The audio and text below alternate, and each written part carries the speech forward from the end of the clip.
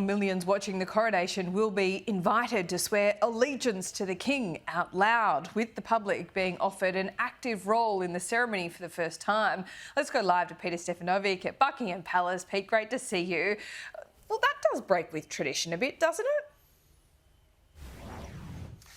Yeah, he's got a few different parts of it that he wants to change. We all know that Charles wants to modernise the monarchy, and this is some touches, his kind of spin that he's putting on his own coronation. So it's not major changes, they are minor ones, but he still hopes that they are significant in a certain way. So first of all, in the interests of inclusivity, he wants as many people as possible in the United Kingdom and beyond to take part. So, I mean, you've only got 2,000 guests who can actually take part inside Westminster Abbey at the ceremony, but millions more will be watching. So he hopes that there will be a pledge of allegiance to the King, that millions of people around the United Kingdom will say out loud and they'll say out proud. So this is how it's basically going to go. It's called the Chorus of Millions, and the Archbishop is going to say this, and it's hoped that these millions of people throughout the UK will say it in return. It's going to be, all who desire in the Abbey and elsewhere, say together,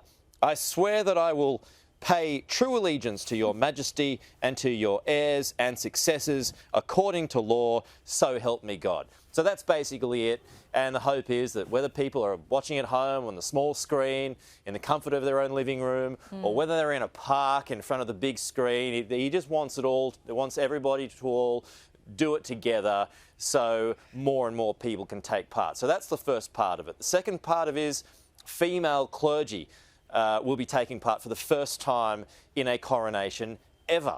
So that's new. The third time is, and this is a Christian ceremony, but there will be leaders of other religious groups who will be taking part in the coronation as well. So again, small changes that the King hopes will lead to, more significant developments, and this will go on and change things in the future. So you've got these new things, but you've also got the old things. You've got the tradition, you've got the swords, you've got the sceptres, you've got all of that. Plus, I find this is the most interesting thing for me, Laura.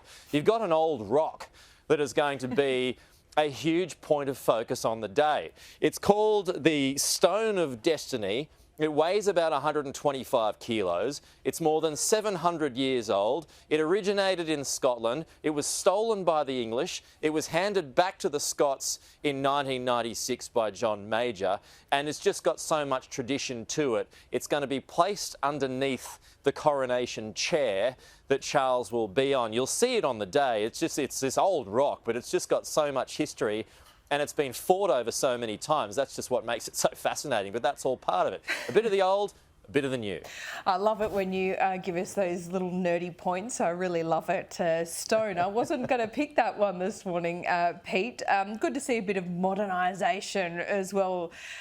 Great to see you over there. I miss you. Stay warm. You need your coat. Well, I miss you too. Yeah, it's not the same. I should say it's not the same without you. It's pretty quiet here at the moment, so most of the major networks around the world have not started up yet. So we're jumping the gun here, but we do miss you here. It's not the same. It's not the same without you. Well, you're in a different spot. So I did notice that. Well, I'm sure that we're a being bit more in London, central this time. Yeah, you are. It's very cold though. Okay, well, stay warm. We'll see you soon.